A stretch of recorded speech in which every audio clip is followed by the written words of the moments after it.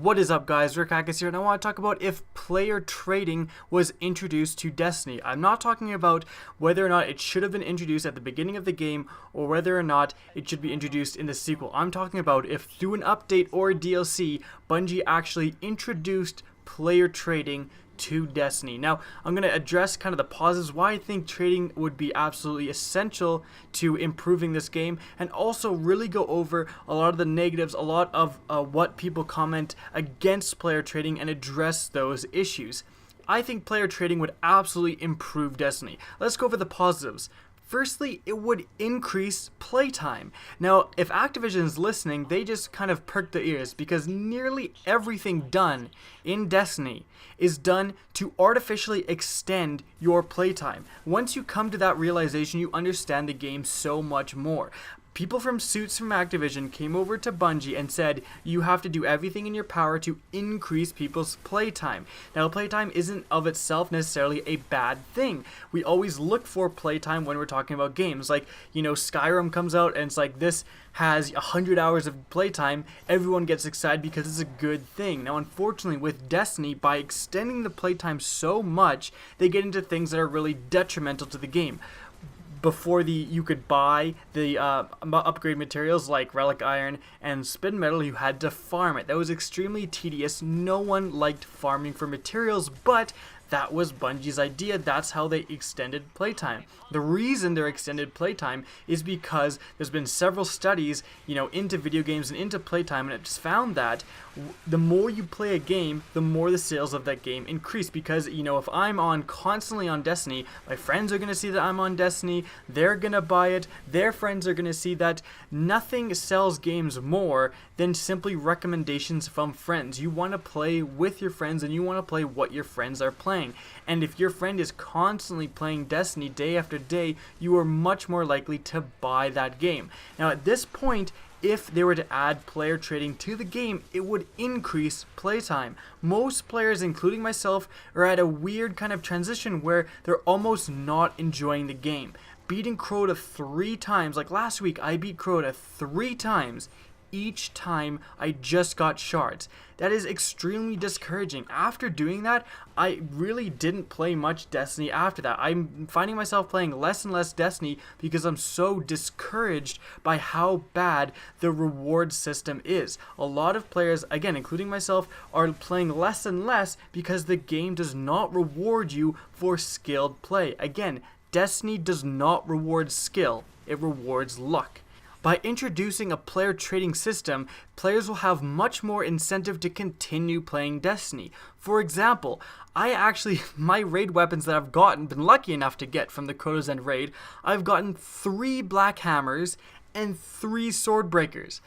Extremely depressing, but if there was a player trade system, I wouldn't necessarily be upset with that. The onus would now be on me to go and find another player who, for example, has gotten 2 Song of Yurt machine guns and maybe trade one of my Black Hammers for his machine gun.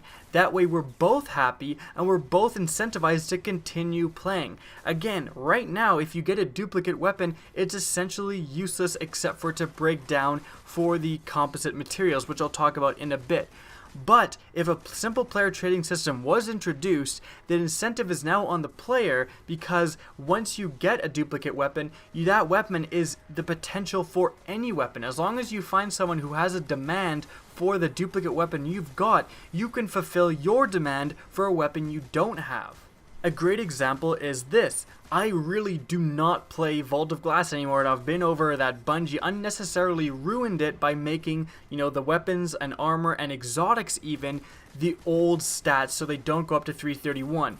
Now, if the player trading system was in Destiny, I would be playing the Vault of Glass right now. Now, the reason being is because I would be trying to get multiples of the elemental primaries rewarded from the Vault of Glass. For example, Atheon's Epilogue. I know a lot of people who don't have Atheon's Epilogue, which is a void auto rifle. Now, for me, there's no incentive to play Vault of Glass whatsoever. I have everything I want from it, a mythic class, all of the different primaries, I'm done. But if I can find someone who doesn't have the Atheon's epilogue and has, for example, an extra, let's say, plan C that they're willing to trade me, if they have 2 plan Cs and don't have an Atheon's epilogue, I can definitely negotiate a trade for their plan C. So I'm incentivized to now play a raid, which right now I would never play.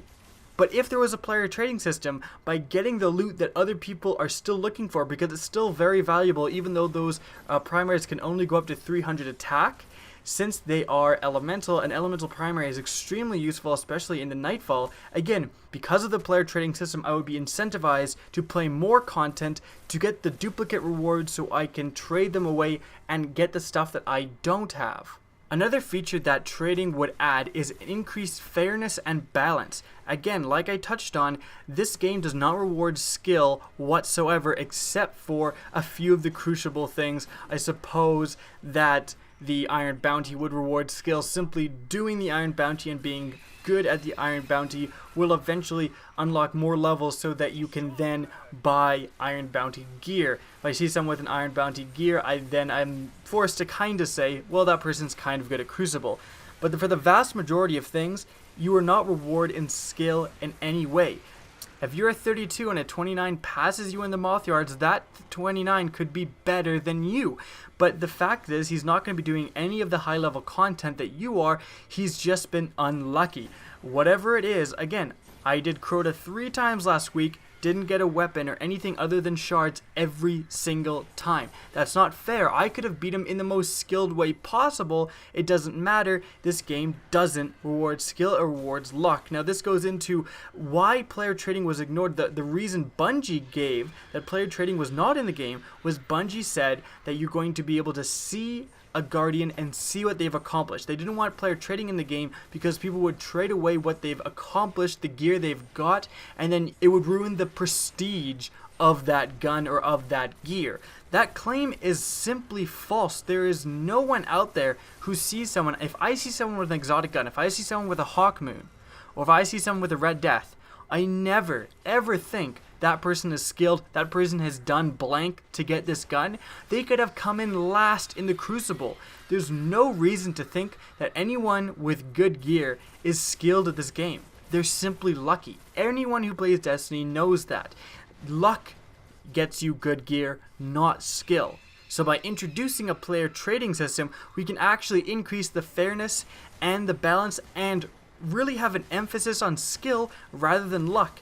If a player that is more skilled is now able to trade for the gear he wants, for example, trade for a Icebreaker or a Galahorn, he now can compete in the higher level content and show off his skill and be a skilled asset in the raid. If you play Destiny at all and you have raid partners, you are probably interested in a player trading system. Again, the best person, the most talented person on your friends list could simply be like a 27, unable to get lucky enough to play the content that you're playing. However, introduce a player trading system and he might be able to work his way up to accompany you in the raid, therefore increasing your play experience by making your play through the raid easier because he is a high skilled player who has simply been unlucky up to this point. Now let's go over the opposing arguments. One of the most common opposing arguments that I heard when I mentioned player trading before is people saying this strange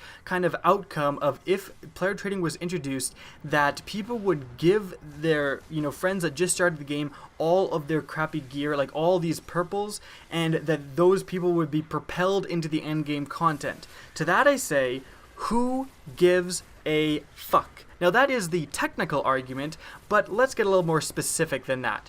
I seriously do think that. Who gives a fuck? I don't understand this pseudo-Hitler demanding that people play the game a certain way when if someone actually gives their friend all of their raid gear, first of all, who has a secondary set of raid gear lying around? That you just don't. That's unrealistic and impractical, especially now that you have incentives to break down your duplicate weapons like exotic shards. There's no better time to introduce a player trading system than right now. Now you have to kind of argue with yourself, do I want to trade away something or do I break it down for the exotic shard that I might need? And there's now an incentive to keep duplicate weapons which are going to increase the value of player trading and make trading actually hard, and you're really going to have to look for someone proper to trade with rather than just trading away all your duplicates that before exotic shards they were completely redundant. So let's go back to this scenario. Is someone just buys the game, they get on, if there's player trading, someone gives them all legendaries. Again, the argument is who the fuck cares? You now have a player who just started that now has all legendary gear. He really doesn't have an edge in the game. He's still going to have to level up that gear. He's still going to have to grind and do a lot of the end game content in order to get shards to upgrade that gear. Even if you gave him all of the 33 light legendaries, his max is 31, and again, that's after playing the game a lot to get shards. You don't just suddenly become 31. It is a grind to do that. In fact, when people ask me, should I buy this game? I've had friends that were gonna get this game for Christmas. I've advised them not to buy Destiny. The simple reason is they have such an incredible amount of grinding to do in order to get to the content that I'm playing, that I just say to them honestly that you're not going to be able to play with any of your friends that have this game. They are so far ahead of you that you're going to have to play constantly for about a month in order to just enjoy the content that your friends have. Introducing a player trading system might actually make this game an easier time for people just getting it. And if Activision, if you're still listening, increase the sales of this game at this point in time. In summary, I think adding a player trading system to Destiny would be nothing but beneficial for this game. It would increase the playtime of all players. It would increase fairness and balance within the game by rewarding skill rather than luck, by making it easier for people to get that end game gear. Now, if you think that it's improper or not right for someone to be handed down good gear from their friends, who are you to force people to play things the way you want to play? I remember seeing a video where someone played Skyrim, the entire campaign of Skyrim, using nothing but their fists. They simply run around punching everything, and there was a hilarious video where they beat the final dragon by punching it to death. Who am I to say that that's improper, to say that that person can't enjoy the game that they paid for the way they want to? So if someone is lucky enough to have friends that are nice enough to hand down their old legendary gear, good for them. We should not be shunning that person, but rather welcoming them to the endgame content. Potentially that person who just bought the game is an extremely highly skilled player that will do nothing but improve your gameplay experience. I hope you guys enjoyed the video. Please remember to rate, comment, and subscribe for more Destiny content. And as always, have a good day.